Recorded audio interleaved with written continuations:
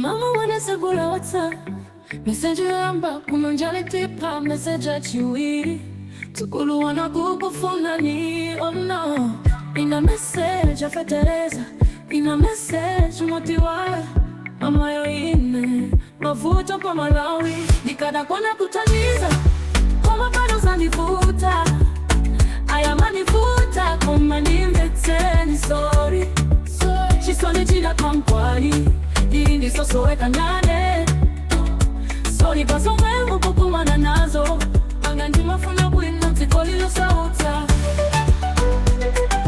Tikolilo sauta Tikolilo sauta Last week now ankola boneketwa Mzanga misheka kufuna ya business Diambile party Mwana wa mtu masititasi anga Asa kupusiseri Nane ekonomia ndibaya Mafuto ndiri nao Shabe sindi yako kulu Nikada kona kutaniza Koma pano zanifuta Aya manifuta Koma nimveteni sorry Chisoni chida pamkwari Diri ndizo soweka nane Sorry baso mwemu kukumana nazo Angandi mafuna bwino tikolilo sauta Tikolilo sauta Tikolilo sauta Last week now ankola boneketwa Mzanga msheki ya kufuna business Diambile party Mwana wa mtu mnasitetasi anga Asa kupusiseni Nane ekonomia ndibaya Mafuto mbili nao Chabe sindiga kukulu Nikada kona kutaniza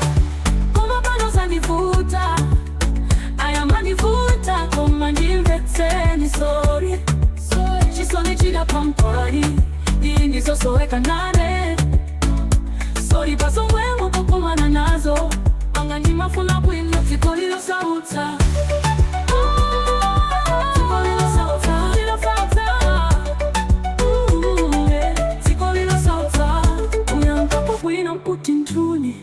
Dikatingilibe, alindi kunama, isa yanke, alinda ya mama tama Mundidikire, next day umva hero Dikatika tempina, kumva kachepa, she Togozani kanga chepe mumbalani Nikana kona kutaniza Koma bano zanifuta, aya manifuta Koma nimveteni sorry Chisoni chida pamkwari Dindi zoso weka nane Sorry paso mwemu kukumana nazo Angandi mafuna bwino tikolilo sauta